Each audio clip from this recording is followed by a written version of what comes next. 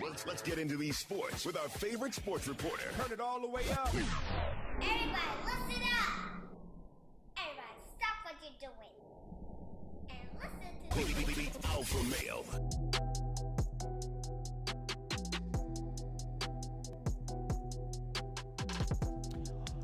Where were you when LeBron James hit the fadeaway to pass Kareem Abdul Jabbar? What's going on, everybody? You already know what time it is. It is me. He is I, and I am him. I'm he that they call the Alphamale. Welcome to Alphamale Sports. And yes, I'm coming to you live right here in your computer screen, your phone screen, your TV screen, anywhere you want to see me, here I am. I'm sorry, man. It was interesting to see how LeBron James last night eclipsed Kareem Abdul Jabbar. He needed 38 points. He got 30. Well, he needed 36, got 38. Let's jump into this, guys. So after 39 years, Kareem Abdul Jabbar's 38,387 points record has been smashed, has been slaughtered, has been put to rest by the king himself, LeBron James. Now, LeBron James ended last night's game with 38,352. We already know that. He only needed 36 points. He got 38. But at the end of the night, we're really at the end of the third quarter, really with 10 seconds left, that was all she wrote. He had the scoring championship. He had the scoring record, 38,388 points. And again, this was only with 10 seconds left in the third quarter. LeBron James finished last night's game with 38 points, 13 of 20 shooting. 4 from 6 was from the three-point line. And to go along with all of that, he had 7 rebounds, 3 assists, and 3 steals. Now, the scoring record is in the books. What will the final number be for LeBron? I'm sorry, but the way I see it, LeBron is in his 20th year. And I don't see there being too much of a stop. I mean, one of the things I saw on social media, Jalen Rose pointed out, was that these players nowadays have load management. So instead of being a phenom for 20 years, LeBron could possibly go for 25, dare I say 30? Just kidding. But when you look at the numbers between the two of them, I mean, it seemed almost parallel. Kareem Abdul Jabbar, when he got to the scoring title or the scoring championship or the all-time scoring leader, it was 20 seasons in. He averaged 24.6 points per game. Kareem Abdul Jabbar, the majority of his points also came from within the paint. It came from within the paint. And that's the interesting part that I see about it, because you transition that over to LeBron James. LeBron James, 20 seasons in, averaged 27.2 points per game. LeBron James is 9th all-time three-pointers made. So there's the difference there. Kareem Abdul-Jabbar didn't need the three-point line. And as a matter of fact, he was already a few years, if not multiple years, into his career before the three-point line was even implemented in the NBA. Now, another portion that I do want to find out is that Kareem got there, I wouldn't say quickly or quicker than LeBron, but Kareem was, of course, 36 years old when he passed Wilt Chamberlain for the scoring title, or the best scorer of all time, or the top scorer of all time. And LeBron James was 38 years old when he passed Kareem Abdul-Jabbar. But with all that being said, with all the fanfare, all the great moments of last night's game, hold your hats for this, people. The least the Lakers could have done was win the damn game, okay?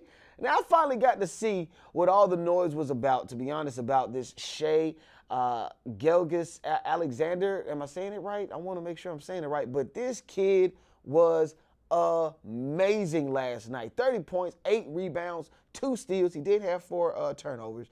But I felt like he was going to shut the party down.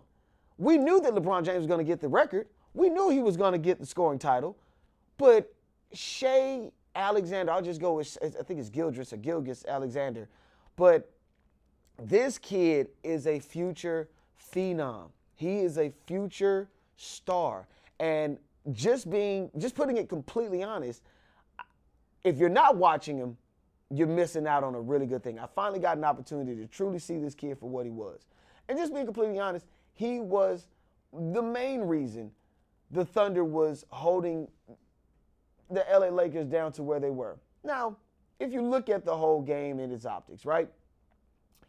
Throughout the first 2.5 quarters, the Lakers were lock and step with them. They came out with a mission. LeBron James was going to get his points, and LA was going to win the game. But unfortunately, that is not what happened. Midway through the second quarter, of course, giving LeBron James some time off, getting him off the court, load management, if you will. LeBron came out, and that's when Oklahoma City just started to go on a 10-0 run, opening up the lead to about 10 points going into the half. Coming back from the half, LeBron James stopped and talked to his children, both Bronny and Bryce, said, what should I do? Should I just go get it? He's like, yeah, Dad, go get it. And he did. I got to give it to LeBron. He went out in the third quarter. He said he was going to do it, and he did it. I figured he would have split it up. 8 points in the third quarter, 8 points in the fourth quarter. But besides all of that, you know, we're happy that LeBron James did get the scoring title. We are happy that LeBron James did get what he did, but I'm sorry. In this situation, when you have an opportunity to win a game as big as this, I feel as though you have to follow through. You have to go through and win. Russell Westbrook, you know, he was actually pretty good last night. He was the top man outside of LeBron James with 27 points, 8 assists, and 2 steals. But like I always say, you can't win games with turnovers. You cannot win games with turnovers. And the Lakers had a lot of turnovers. It was crazy. 20 turnovers last night. That goes for all sports. Turn the ball over, expect to lose the game. Simple as that. But before we go any further, just want to make sure that I give a great round of applause to LeBron James. Thank you so much for all that he has done. I mean, and we expect for him to possibly go on even further. But what is the number? What is going to be the ending number? Some have said if he continues on the pace that he's on now, yeah, definitely. Round of applause for LeBron. But if he continues on the pace that he's on now, LeBron could possibly hit the 4,000s. And prior to now, everyone thought that Kareem's number is untouchable. It's unfathomable. It's unreachable. Well, of course, with the implementation of the three-point line and LeBron James being the phenom that he is, he beat it. So who do you think is going to be somebody that could potentially beat LeBron James' record? Like, who do you see stopping that record? Not stopping it, but overpassing that record. Would you see Steph Curry at some point? Could he surpass LeBron James? He is the top scorer as far as three-point shooting is concerned. So, I don't know. I only threw that out there just to get this conversation going. For those of you who feel as though he could possibly beat it, you know, that's your prerogative.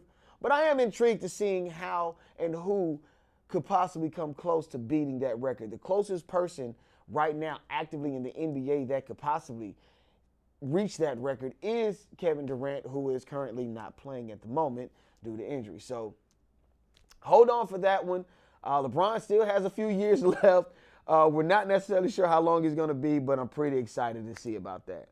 Now, over the weekend, we all knew about the Pro Bowl. We all knew about the Pro Bowl and that it was going to be different, and that it was not going to be any pads, there weren't going to be any helmets, there weren't going to be any of those things that could potentially injure or hurt any of the players.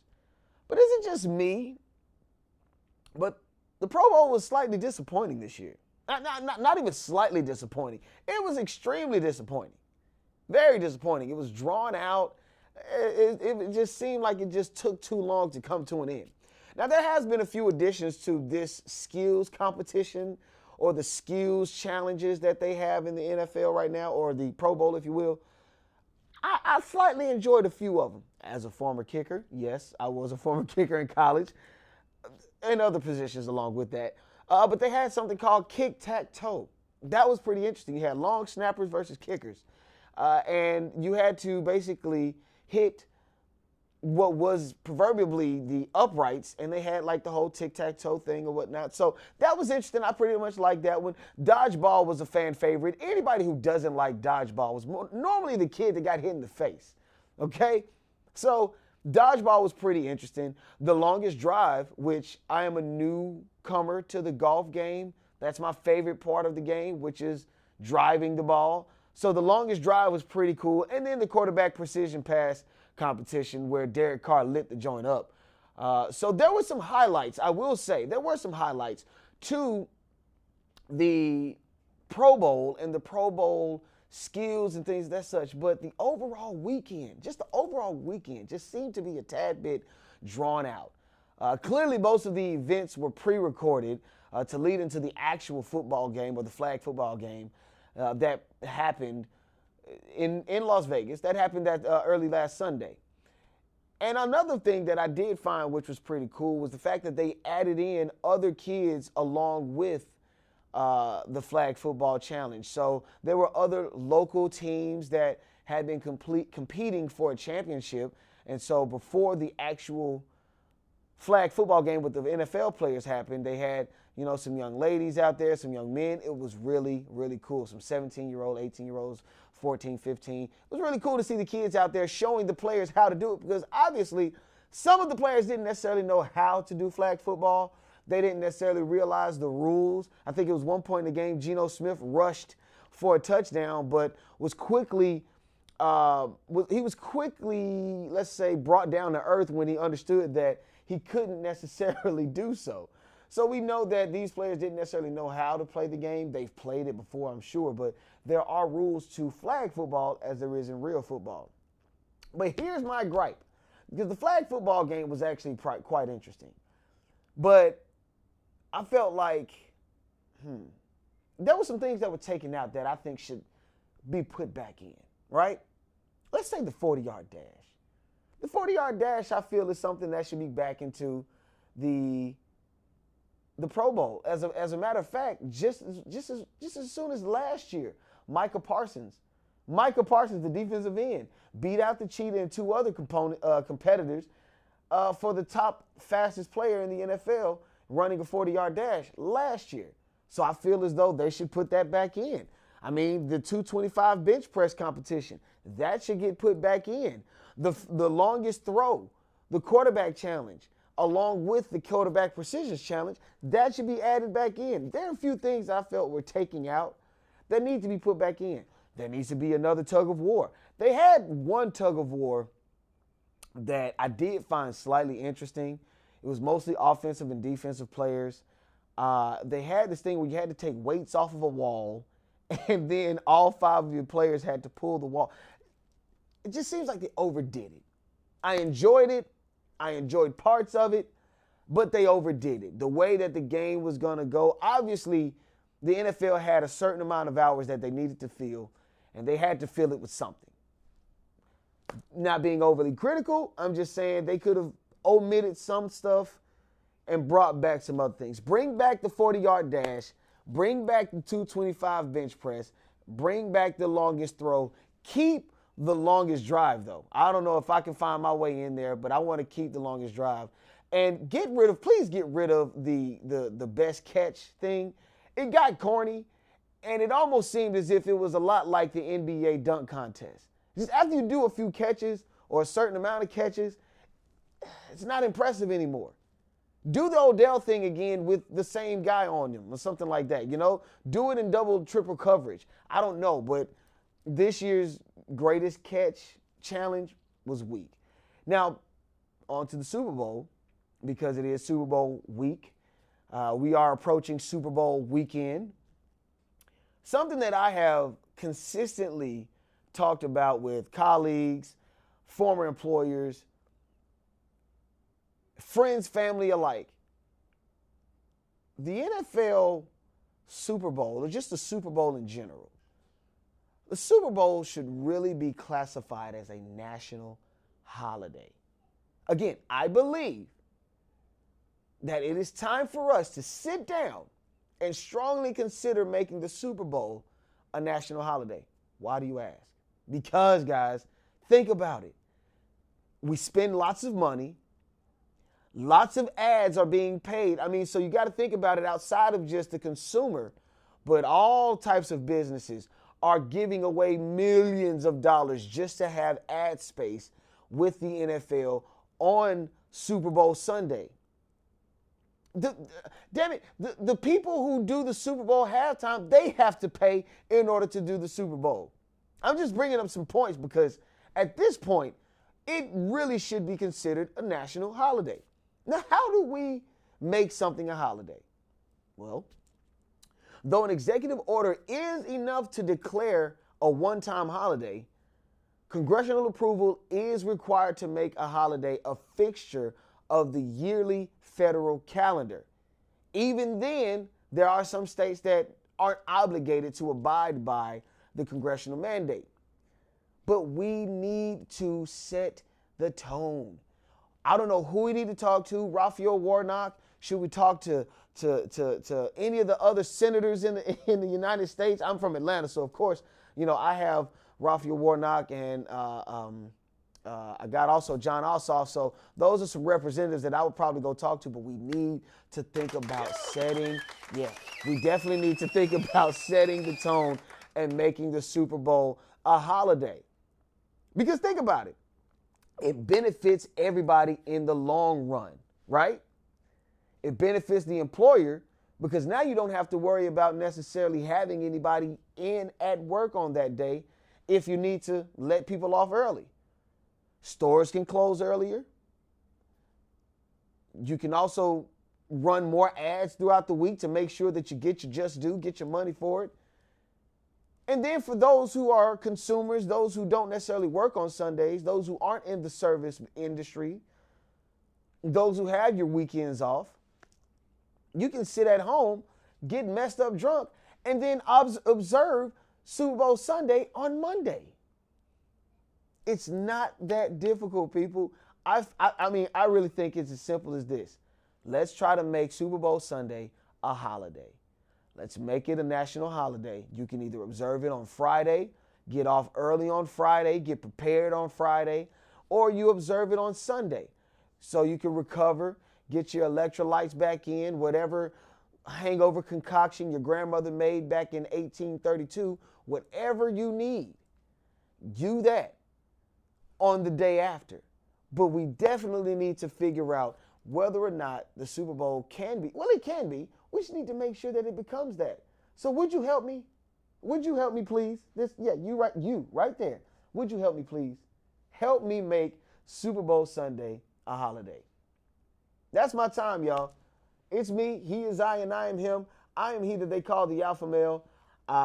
Great show today. I appreciate everybody for tuning in. Make sure that you guys subscribe to my YouTube, Alphamale Sports 88. Make sure you guys also check me out on Instagram, Alphamale Sports, all one word, and my Twitter page, Alphamale Sports, all one word. It is me. He is I, and I am him. I am he that they call the Alphamale, and I'm signing out. Peace.